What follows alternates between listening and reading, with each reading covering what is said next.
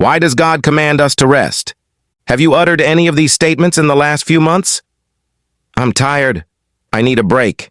I could really use some time off. I wish I had just one more hour of sleep. Or even, I am so ready for a vacation. These statements are indicators you need rest. The challenge is we live in a world that often runs at an exhausting pace, and the last thing we want to do is rest because we feel there is so much more to do. While you might think there is something noble in that, the truth tells us something different. God, in His wisdom, commands us to rest. And the benefits of rest are not just a luxury, they are really a necessity. As we consider this topic, I want to be both spiritual and practical because, as you will see, lack of rest is clearly not in your best interest. If you like what you are hearing so far, be sure to hit the like and subscribe button below if you haven't already. I make these videos to benefit and encourage others, and YouTube's algorithm being as it is, by you doing these things helps push my content out to others that wouldn't otherwise see it.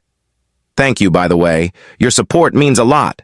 Many blessings. Now, let's get on with it, shall we? God established the principle of rest. Thus the heavens and the earth were completed in all their vast array. By the seventh day, God had finished the work He had been doing. So, on the seventh day, He rested from all His work. Then God blessed the seventh day and made it holy, because on it He rested from all the work of creating that He had done. Genesis 2:1-3.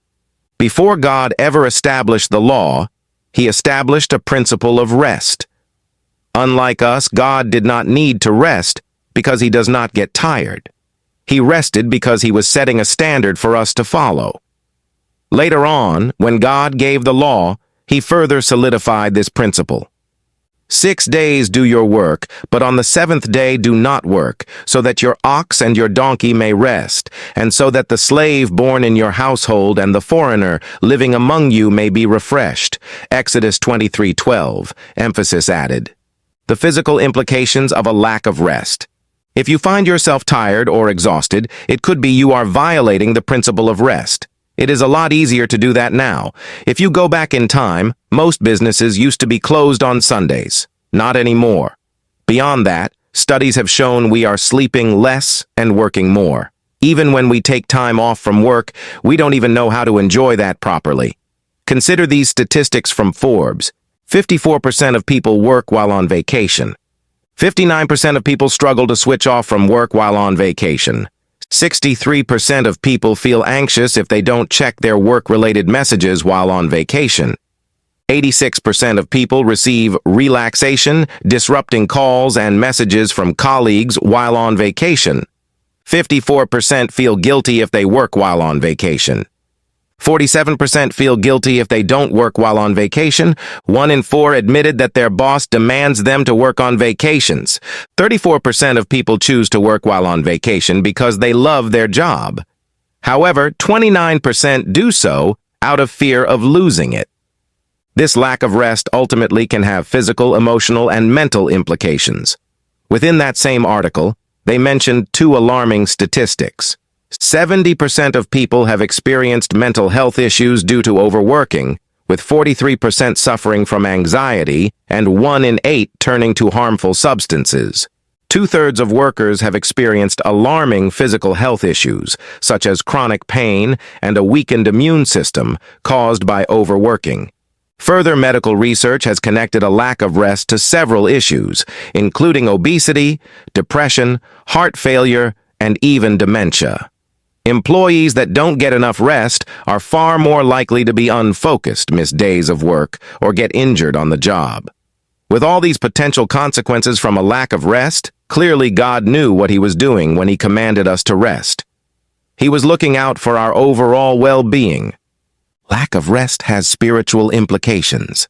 Lack of rest goes beyond just affecting job performance or health. There are also some serious spiritual consequences that can result from a lack of rest. Sometimes, as Christians, we treat busy and tired as a badge of honor. If you are extremely busy and exhausted, you must be doing something right. While that could be true, have you considered that it might do more harm than good? Here is a simple truth I want you to consider. A tired Christian is a vulnerable Christian. If you ever watch sports, pay attention to what happens to athletes when they get tired. They may have lots of energy, fight, and enthusiasm when the game starts. However, when the game lingers on and fatigue sets in, you may notice their energy levels drop. The strength and passion they had at the beginning diminishes. When this happens, they can be a little less focused and pay less attention to details. They may also lose the will to win. When you are tired, you are more likely to give up, give in, or give out. This same principle applies spiritually. When you are tired, you become more prone to temptation. You may lose patience with other people, which can easily damage relationships, and spending time in prayer and in the Word becomes less of a priority. You just may not have the energy to do it. That's why you become vulnerable and why rest is so important. There is a saying that I heard that says, "Fatigue makes cowards of us all." By ignoring your need for rest and pushing yourself beyond that, you are setting yourself up for failure. Lack of rest is not a badge of honor, but a recipe for disaster. And when you violate God's principle of rest, as you can see, it comes with some potentially severe consequences. You must be intentional about rest. One reason you may choose not to rest is because you are concerned about everything you must do. Here is a rest principle that I believe will help you.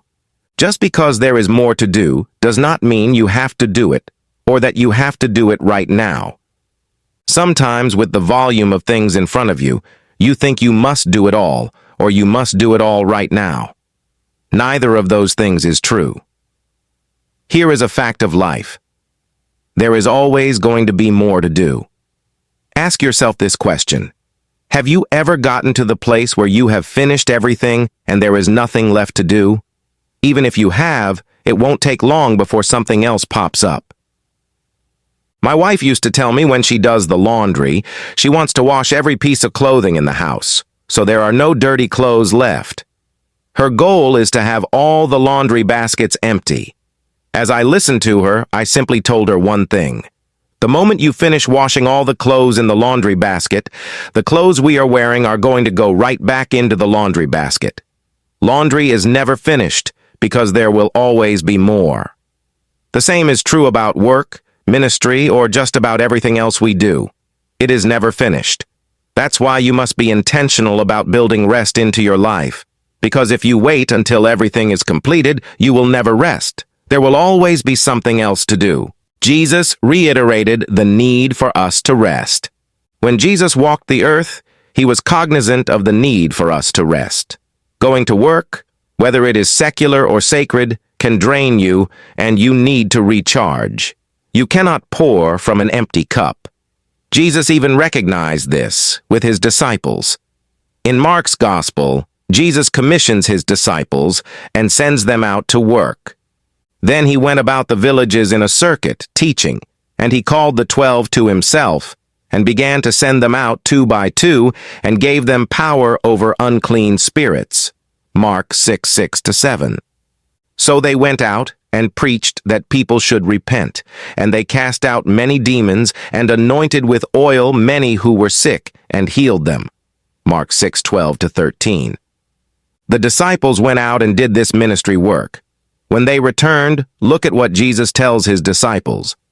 Then the apostles gathered to Jesus and told him all things, both what they had done and what they had taught. And he said to them, "Come aside by yourselves to a deserted place and rest a while." For there were many coming and going, and they did not even have time to eat. So they departed to a deserted place in the boat by themselves. Mark 6:30-32, emphasis added. The disciples worked so hard they did not even have time to rest or eat. Jesus told them to stop, get away from the people around you, rest and eat. The disciples followed his instructions, got in a boat, and went on a cruise to a deserted place. How many times have you worked through lunch, skipped a meal, or given up sleep because there was work you needed to finish? That might be okay for a brief period, but Jesus recognized that is not a good long-term strategy. He clearly defines there is a time to work and a time to rest. My friend, You do not differ from the disciples. You need times where you get away from the busyness of life and rest for a while. Take your cue from Jesus and do what the disciples did. Take a break and rest. Final thoughts, my friends. As long as you live, there will always be a time to work and a time to rest. This is the principle and cycle that God established for us from the beginning. And if you violate that principle, eventually you will give out. You will have no strength left or nothing left to offer because your cup is empty and you can't pour from an empty cup, so stop trying to. Acknowledge that it is okay and wise to rest.